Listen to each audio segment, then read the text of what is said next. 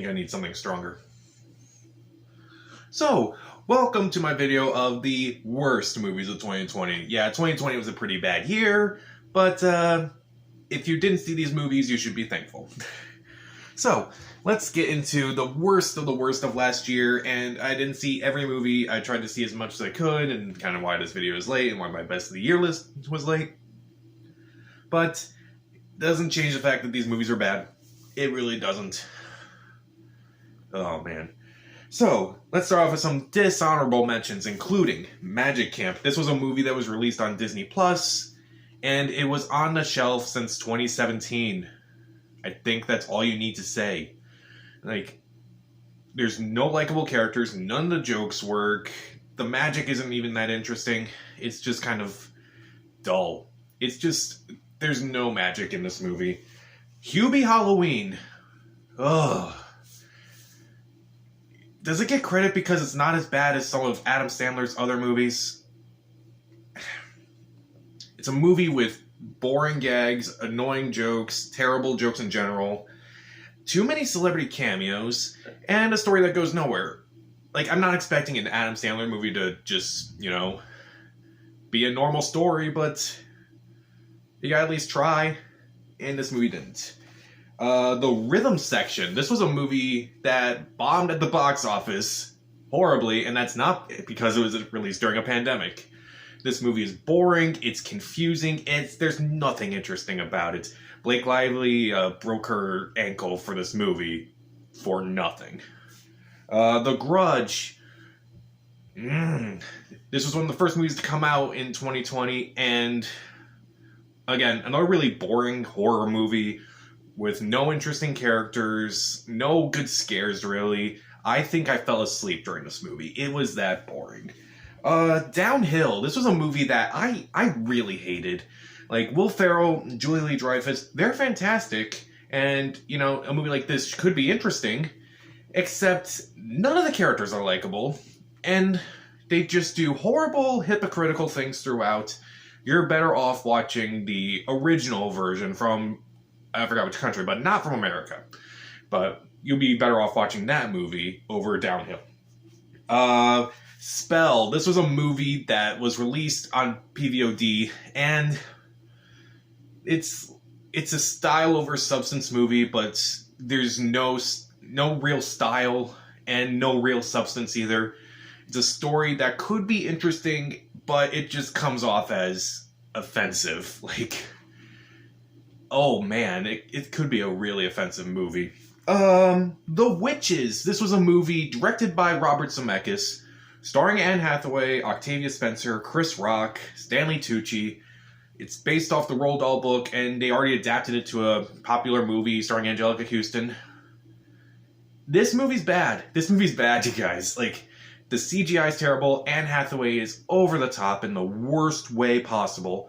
Every moment of this movie, I'm just going, why? You'd be better off watching the original movie. This is the second time a Roald Dahl adaptation got a remake that may be closer to the book, but is a worse movie. I'm looking at you, Charlie and the Chocolate Factory.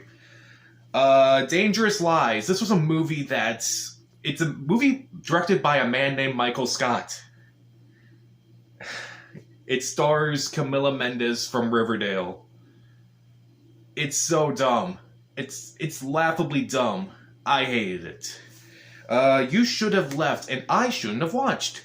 It's not engaging, it's not interesting, it's boring, nothing interesting is done, nothing new, and no real surprises. The performances are okay at best, but they're not really that good, unfortunately. And the last dishonorable mention is Bloodshot. Oh, another movie that thinks it's so important and so serious and so unaware of how dumb it really is. The visuals are bad, the acting is bad, the story's bad, everything about this movie is bad, and yet somehow it only ended up as a dishonorable mention. Think about that. So let's get into my actual top 10 worst movies of 2020. So at number 10, Like a Boss. This is a movie with a talented cast, including Tiffany Haddish, Rose Byrne, Salma Hayek, and yet it's so boring. It's a movie that's literally stretched out to be, feature length. This is barely feature length. It's 83 minutes with credits.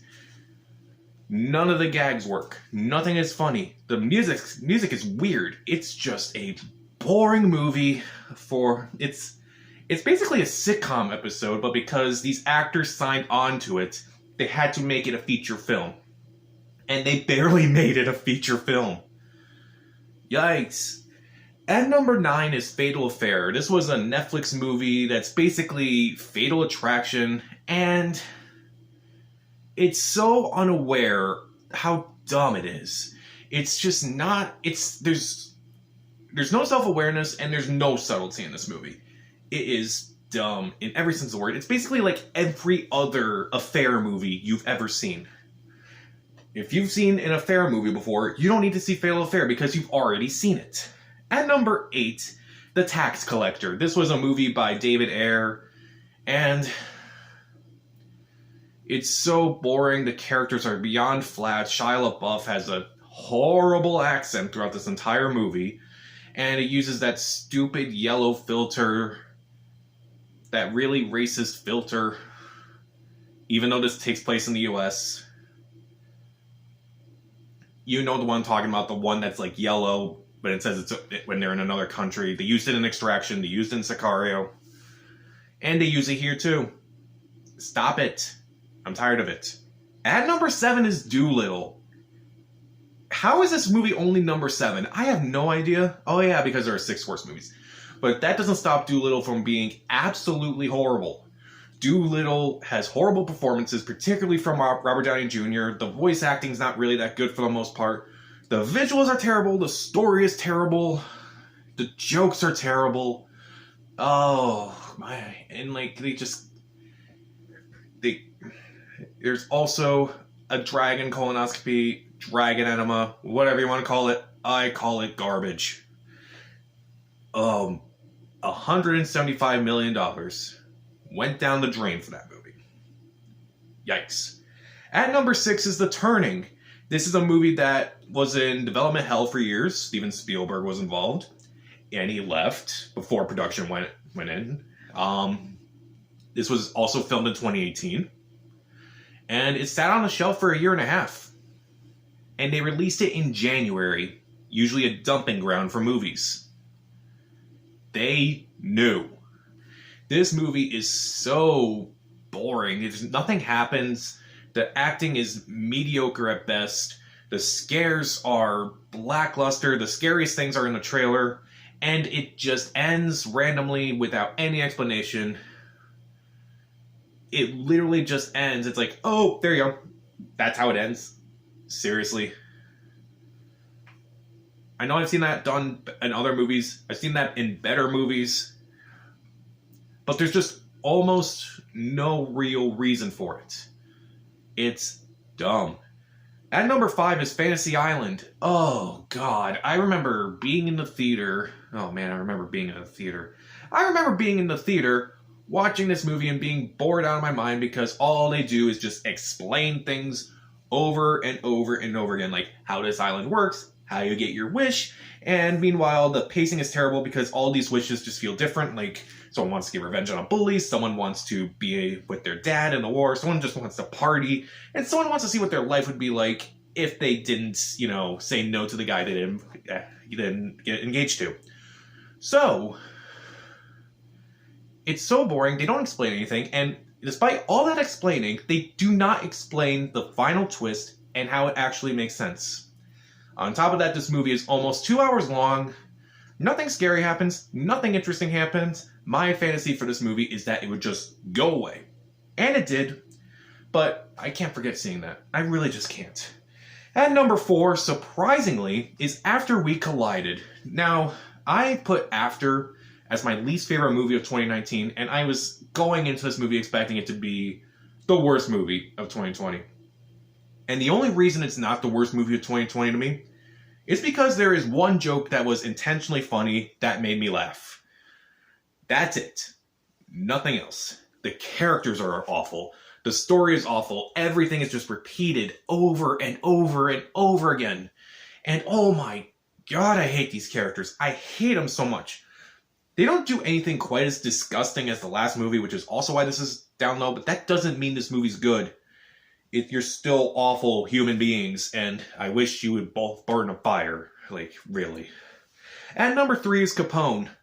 Josh Trank, you're 1 in 3, and it's basically confirmed you're a hack. He made Chronicle, which I thought was pretty good. Then he made Fans 4 Stick, which everyone hated. And then he makes this movie without studio interference. And, oh man.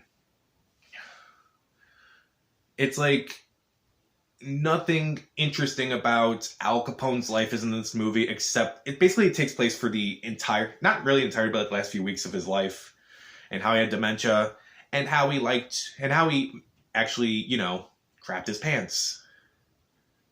Gross. I don't need to see that. It's like there's all these biographies about Al Capone's life that could be really interesting, about all this stuff about his life, and it's like, you know, what he did, like what was his childhood like, what brought him to do all the things they did. And then he's like, okay, but did he shit his pants when he had dementia?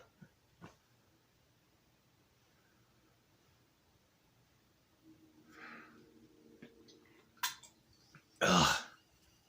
Still need something stronger. And we're only at number 3. So, meanwhile, number 2, The Last Days of American Crime. This was another Netflix film that came out last year. And this movie came out at a bad time, admittedly. It came out like a couple weeks after, you know, Black Lives Matter protests started happening, after George Floyd's murder, I'll say. And basically a lot of people were upset about that. A lot of people were saying, oh, this is a bad time to release this movie. It's horrible that you released this movie at this time. Maybe you should have pushed it back and maybe add a disclaimer or something. But they didn't. They still went forward. And this movie's not at number 2 because of the bad timing. It's because it's boring. It's overlong. It has that stupid yellow filter I just talked about with the tax collector. And it's basically, you know, The Purge has like this really cool idea that could be really that you could really dive into. And yet they turn into a home invasion thriller. This movie is like that. It's like, oh, this could be a really interesting take about crime, and yet they turn it into a heist movie that is boring. None of the characters are interesting. It's 2.5 hours long. Oh my god. I hated it. I hated every second of it. Don't watch it. Well, don't watch any of these movies, but you know what I'm saying. And my number 1 worst movie of 2020 was Artemis Fowl. Artemis Fowl is so foul that they put it on Disney Plus and they didn't even charge a premium fee for it. It's that bad. It's so foul, in fact, that it's been in development hell for 20 years. It is so foul, in fact, that it basically makes... Oh, I'm not going to go that far. I was going to say it's going to make The Last Airbender look good, but no, that's too far. But, oh my god. It's... I think it's like the Dark Tower of, like, children's book adaptations. Because, like, you have this really expansive universe that was just crammed into one bad movie. And then you have this series, and they take that into a book, and none of it is interesting. None of it is interesting. The acting is terrible, the visuals are terrible, the jokes are terrible, the action is terrible. Even the parts where you're like, oh, okay, this is passable enough, it's not even that passable. It's like you're just doing the bare minimum. Oh my god. It's like... Also, I'm just done with farts in kids' movies. Like, no dragon farts. Like, and no swallowing dirt and then farting it out the other end. Don't do that. Ugh. And one for dragon farts. I need something stronger. Yeah, Artemis Fowl is just foul in every sense of the word. Don't bother. So, what is the worst movie of 2020 to you guys? Comment down below. Subscribe to the channel. This is Pat, and yikes.